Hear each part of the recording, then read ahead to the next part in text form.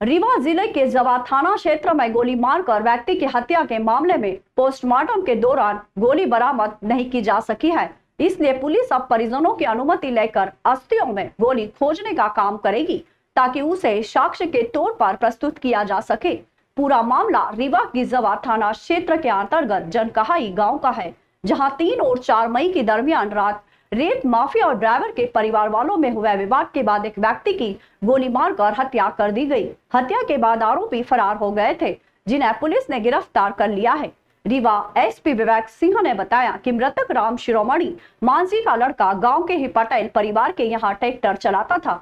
रात में ट्रैक्टर चलाने को लेकर हुए विवाद के बाद मृतक के लड़के के साथ मारपीट की गई, जिसकी सूचना उसके परिजनों को मिली तो दोनों पक्षों के बीच विवाद हो गया। देखते ही देखते मारपीट की स्थिति निर्मित हो गई। विवाद के बीच एक व्यक्ति ने गोली चला दी।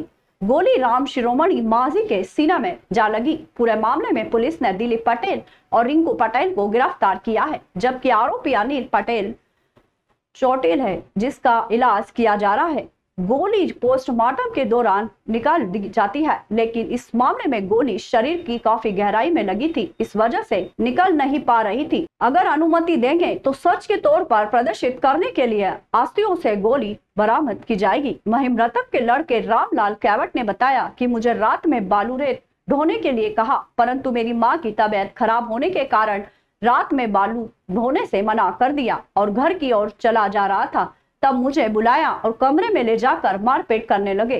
किसी से मैं जान बचाकर भाग गया। रास्ते में मेरे भाई मिल गए, उनके साथ में घर आकर सभी बातें अपने पिता को बताया तो मेरे पिता ने फोन लगाकर उनसे कहा कि मेरे लड़के को क्यों मारा। तो मेरे पिता को गाली गलौज करते हुए कहा कि रुक, तुझे आकर बताता हूँ। फिर आधे घंटे बाद अपने साथियों के साथ मेरे घर आकर मारपीट करने लगे। इसके दौरान अनिल सिंह मेरे पिता को गोली मार दी। दिनांक 3 जून को करीब 8 बजे एक गांव में, जवा थाने क्षेत्र के गांव में, जिसको जनकही बोलते हैं, वहाँ पे एक विवाद हो गया था।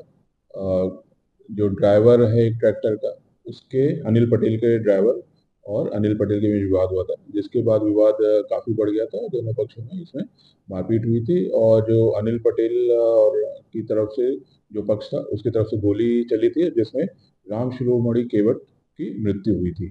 और जिसके आधार पे इसमें हमने राम शिरोमणि केवट मृतक के बेटे की तरफ से इसमें हमने एफआईआर इसमें 302 धारा के अंतर्गत कायम किया है। इसमें हमने 2 आरोपियों को भी गिरफ्तार कर लिया, दिलीप पटेल और पिंकू पटेल को गिरफ्तार कर लिया है। और दूसरा जो अनिल पटेल है, उसको भी चोट लगी है। जो इसमें आरोपी है उसको भी चोट लगी है, जो इसका इलाज अभी यहाँ पे चल रहा है। और उसकी तरफ से भी इसमें एक काउंटर एफआईआर इसमें किया गया है। दोनों प्रकरणों की जांच की जा रही है, जैसा पाया जाएगा उस हिसाब से कार्रवाई की जाएगी। जनरली कोशिश ये की जाती है कि जब पीएम होता है तो डॉक्टर उसको एक्सरे या अन्य माध्यमों से गोली की पोजीशन पता करके फिर उसको निकालते हैं। लेकिन इसमें इस प्रकरण में क्योंकि संभवतः कहीं डीप है, जिसकी वजह से वो निकाल नहीं पा रहे हैं पीएम के समय भी, तो अगर परिजन उसकी परमिशन देंगे और अगर जो भी अस्थि होती है, अगर उसमें छान के भी निकाल सकते हैं, अगर परिजनों की अनुमति होगी तो उसको भी किया जाएगा।